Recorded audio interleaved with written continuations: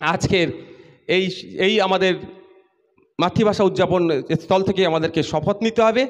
যতই প্ল্যান করে শুভেন্দু অধিকারী আর মমতা ব্যানার্জি বাঙালিদের মধ্যে হিন্দু মুসলমানের এই চিন্তা ভাবনা ঢুকিয়ে দেওয়ার চেষ্টা করছে, আমরা বাঙালিরা এক হয়ে আমাদের পরিচয় হবে বাঙালি, বাংলার আমরা অধিবাসী, এইটা এক হয়ে আমাদেরকে এই বাংলাকে এগিয়ে নিয়ে যেতে হবে। চক্রান্ত চলছে। শুভেন্দু অধিকারী বিভিন্ন জায়গায় গিয়ে একটা জাতের ধর্মকে টার্গেট করে বারবার অপদার্থ কথা বলছে, ভয়ঙ্কর ভয়ঙ্কর অভিযোগ আনছে। তখন কিন্তু তৃণমূল কংগ্রেস বা মমতা ব্যানার্জির মুখ থেকে একটাও আমি কথা শুনিনি। আমি অনেক আগে বলেছিলাম যে মমতা ব্যানার্জির স্টেটমেন্ট আমরা চাই, তিনি কি এই কথাটার সাথে সহমত না তার বিপক্ষে, এবং প্রশাসন তার বিরুদ্ধে ব্যবস্থা গ্রহণ করুক। কিন্তু মমতা ব্যানার্জি তার প্রশাসনকে দিয়ে কোনো ব্যবস্থা গ্রহণ করায়নি। কিন্তু বাপ কেউ ছাড়েনি। আপনি পাপ করার সুযোগ দিচ্ছেন শুভেন্দু বাবুকে। ওই পাপ করতে করতে শুভেন্দু বাবু বিধানসভা সামনে দাঁড়িয়ে আপনাকে জঙ্গি যোগ বলে দিয়েছে। এতদিন একটা নির্দিষ্ট ধর্মের মানুষকে যখন জঙ্গি যোগ বলছিল, ও পাপ করছিল, আপনি ওর মুখটাকে আটকাননি। মুখকে আটকানোর ফলে আপনাকেও দেখে দিয়েছে। এখন খুব কষ্ট হচ্ছে না? এখন খুব কষ্ট হচ্ছে। প্রমাণ করতে পারলে নাকি পথ ছেড়ে দেবে? আরে প্রমাণ করবে না করবে তার থেকে আগে আমি জানতে চাই, মোদীকে চিঠি দিল্লি অনেক দূরে, কেন স্পিকার স্যারকে চিঠি লিখে স্বাধিকার ভঙ্গের নোটিশ কেন শুভেন্দু বাবুর বিরুদ্ধে আনছেন না? এটা জানতে চাই। দিল্লি অনেক দূরে এবং মোদির কাছে চিঠি পৌঁছাতে টাইম লাগবে। আপনারা আমরা প্রত্যেকটা বিধায়ক, মমতা ব্যানার্জি থেকে শুরু করে শুভেন্দু অধিকারী ইনক্লুডিং নওশাদ সিদ্দিকী, প্রত্যেকের কাস্টোডিতে আমাদের কাস্টোডিয়ান হচ্ছে স্পিকার স্যার। কেন স্পিকার স্যারকে জানাচ্ছে না মমতা ব্যানার্জি? স্পিকার স্যারকে জানালেই স্পিকার স্যার বাধ্য হবে শুভেন্দুর বিরুদ্ধে ব্যবস্থা নিতে। আর মোদি নাও ব্যবস্থা নিতে পারে। মোদির বাধ্যবাধকতা নয় যে নিতেই হবে। আর স্পিকার স্যারকে চিঠি দিলেই, স্বাধিকার ভঙ্গের নোটিশ দিলেই এটা নিয়ে চর্চা করতে হবে, এটা নিয়ে তদন্ত তৈরি করতে হবে। এটা যুক্তরাষ্ট্রীয় পরিকাঠামো। তাহলে আমাদেরকে বোকা বানানোর জন্য কি করছে? দিল্লিতে চিঠি দিচ্ছে। দিল্লি অনেক দূর, ঘরের নবান্নের পাশে তো হাইকোর্ট। আমার বিরুদ্ধে আমাকে কালিমালিপ্ত করার জন্য ক্যানিং পূর্বের এক বিধায়ক অনেক বাজে ভাষায় মন্তব্য করেছে। আমি উত্তর দিয়েছি? দিইনি। আমি এই মন্তব্যের সত্যতা জানার জন্য কোর্টে গিয়েছি। কোর্টকে আমি বোঝানোর জন্য বলছি, জাস্ট কোর্টের কাছে গিয়ে বলছি যে উনি যে কথাগুলো বলেছে তার প্রমাণ দিক। তাহলে শুভেন্দু বাবু যে কথা বলেছেন মমতা ব্যানার্জিকে খুব ব্যথা লেগেছে, আমাদেরকেও খারাপ লেগেছে। আপনাদের কারো কি খারাপ লাগেনি? কারণ আমাদের রাজ্যের মুখ্যমন্ত্রী ওই চেয়ারে কালকে আপনিও বসতে পারেন।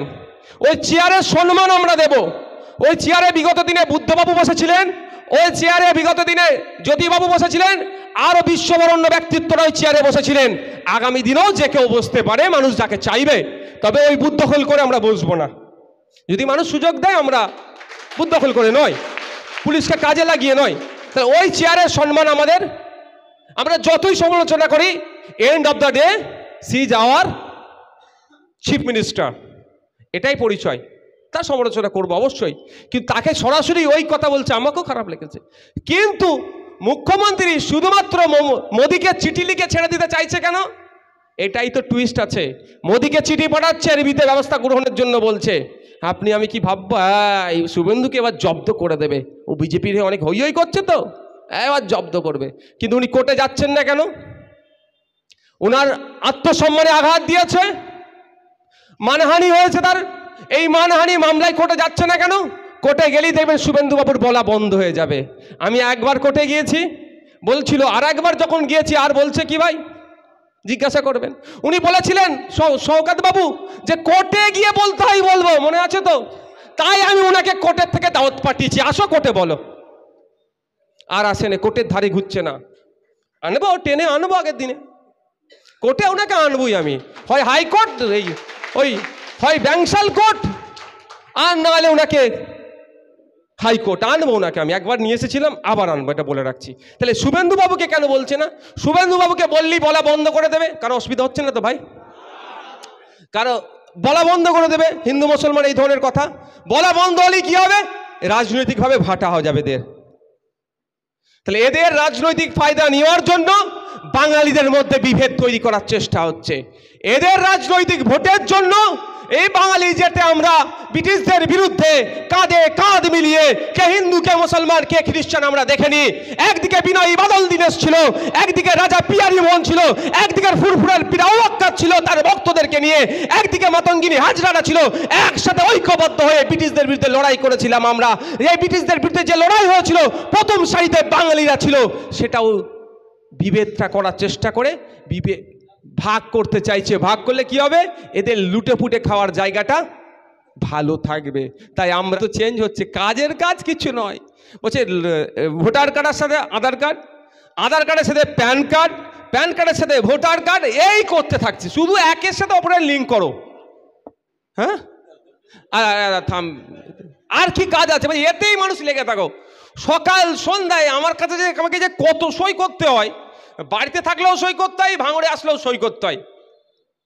কি হচ্ছে? ওই ওই ওই এর নাম ভুল আছে, ওর বানানে, ওরটার সাথে এর লিঙ্ক করবো, এইটা নেই সেটা নেই, সেই ভোটার কার্ড আধার কার্ড প্যান কার্ড ঘুরিয়ে দেখি এগুলোই শুধু আমার কাছে ঘুরঘুর করছে।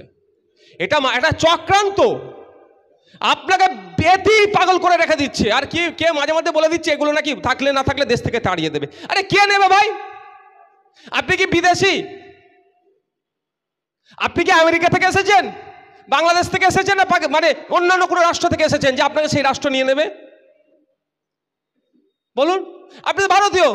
হ্যাঁ, অবৈধভাবে যারা আপনার আমেরিকাতে গিয়েছিল তাদেরকে ভারত পাঠিয়ে দিচ্ছে, ভারতকে নিতে বাধ্য হচ্ছে।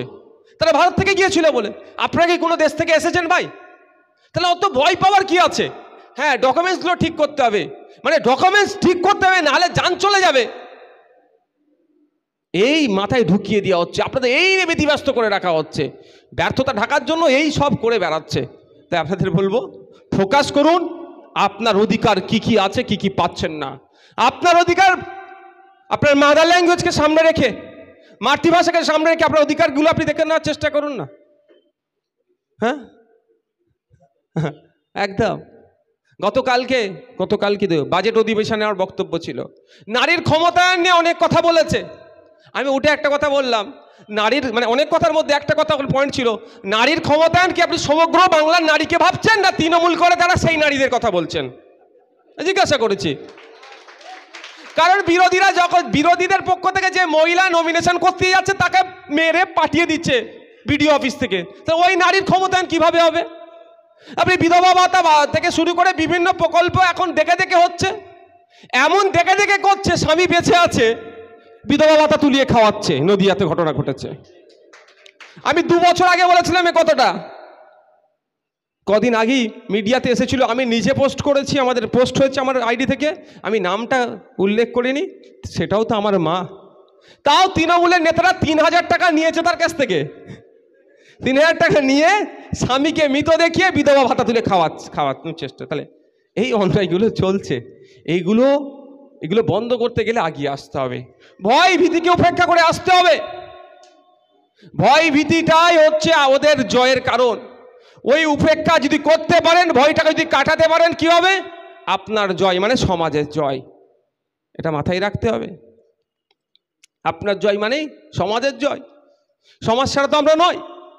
দেখুন, একটা সমাজ কিন্তু একটা পুরো, আমি একটা হিউম্যান বডি হিসাবে দেখি। সমাজের যদি একজনের, আমার যদি শরীরে যদি আমার হাতটা ভাঙা থাকে, একটা হাত যদি কাটা থাকে, তাহলে আমরা কি বলবো সেটাকে? হ্যান্ডিক্যাপ। বিশেষভাবে সক্ষম বলতে হবে যদি জন্মগত হয়ে যায়, বিশেষভাবে সক্ষম। একটা পা যদি না থাকে তাহলে কি সুস্থ শরীর বলা যাবে কি? তো সমাজের প্রতিটা মানুষ যদি না সুস্থ থাকে, সমাজের প্রতিটা ভাষায় যারা কথা বলছে তাদেরকে তাদের এই ভাষা প্রয়োগের ক্ষেত্রে যদি ডিস্টার্ব করা হয়, তাহলেও কিন্তু সুস্থ সমাজ বলা যাবে না। মোদির সমাজে শুধু হিন্দুত্বের কথা বললেও, মোদির সমাজে ভারতবর্ষের 1% মানুষ যে 70% সম্পত্তিকে কন্ট্রোল করছে, তাদের বাইরে মোদি এখনো বেরোতে পারে না। বাকি 99% মানুষের জন্য মোদি কোনো কথা বলে না। মোদির সমাজে মুসলমানের তো জায়গাই নাই, জায়গা ছেড়ে দিলাম। মোদির সমাজে উচ্চবর্ণের নিম্নবর্ণের ব্যাপার নয়। মোদির সমাজে যার টাকা আছে সেই ওর সমাজের মানুষ হতে পারে। তাই ওর সমাজের মানুষের জন্য আমেরিকায় গিয়েও কোনো রাষ্ট্রপতির সাথে আমার ছেলেটাকে বাঁচিয়ে দেন, কাউকে দিয়ে বলানোর চেষ্টা করতে পারে। এটা মাথায় রাখবেন যে সমাজকে যদি ভালো রাখতে চান, আপনার প্রতিবেশীকেও আপনাকে ভালো রাখতে হবে। শুধু আপনার ভালো থাকা সমাজের ভালো থাকা হতে পারে না। ঠিক এই আন্তর্জাতিক মাতৃভাষা দিবসের উদযাপনের দিনে দাঁড়িয়ে বলবো, যদি আপনি এই দিনের উদযাপনে যথার্থ যদি পালন করতে চান, তাহলে আমার ওই আব্দুল জব্বার, শফিউর, বরকত, সালাম এদের আত্মত্যাগ, আত্মবলিদানকে আপনাদেরকে কি করতে হবে? মাথায় নিয়ে চলতে হবে। এরা লড়াইটা করেছিল একটা ভাষা অন্য ভাষার উপরে চাপিয়ে দিচ্ছিল বলে। এখন বিজেপি সরকার যেভাবে অন্যান্য ভাষার উপরে হিন্দিকে চাপিয়ে দেওয়ার চেষ্টা করছে, এর বিরুদ্ধে আমাদেরকে ঐক্যবদ্ধভাবে লড়াই করতে হবে। কারণ প্রত্যেকটা ভাষার নিজস্বতা আছে, প্রত্যেকটা ভাষার এইটাই নিজস্বতা আছে, তাদের একটা বিউটি। এই বিউটিকে যারা ধ্বংস করতে চাইবে, ভারতবর্ষের এই যে ইউনিয়ন অফ স্টেটস, যেটা এই যে চিন্তা ভাবনাকে, ফেডারেল স্ট্রাকচারকে যারা, যুক্তরাষ্ট্র পরিকাঠামোকে যারা ধ্বংস করতে চাইবে, তাদের বিরুদ্ধে আমাদের ঐক্যবদ্ধ হয়ে ভারতের নাগরিককে এক হয়ে লড়াই করতে হবে। এটা আমাদের জন্য মাথায় থাকে ভাই। আমি একটা তথ্য দিতে গিয়ে অন্যদিকে চলে গিয়েছিলাম। 2011 সালের জনগণনা অনুযায়ী ভারতের 122টি প্রধান ভাষা আছে, 122টি প্রধান ভাষা আছে, আর ছোট বড় মিলিয়ে 1599টি ভাষা আছে। 10 লাখের ওপরে কথা বলে এই ধরনের 30টি ভাষা আছে, এবং সর্বনিম্ন 10,000 মানুষ কথা বলে এই ধরনের ভাষার সংখ্যা ভারতবর্ষে 122টি। এমন আছে সারা পৃথিবীতে দেখলে দেখা যাবে ওই ভাষায় কথা বলার জন্য মাত্র 8 জন 10 জন মানুষ বেঁচে আছে। কিন্তু ইউনাইটেড নেশন, ইউনেস্কো সেই ভাষাকেও সম্মান জানাচ্ছে আজকের দিনে। আমরাও সেই ভাষাভাষীতে যারা কথা বলছে তাদের মাতৃভাষাকে আমরাও সম্মান করি, আর আমাদের মাতৃভাষাকে আমরা বুকে আগলে রেখে বাংলাকে দেশকে এগিয়ে নিয়ে যাওয়ার জন্য বদ্ধপরিকর। আজকে এই জায়গায় দাঁড়িয়ে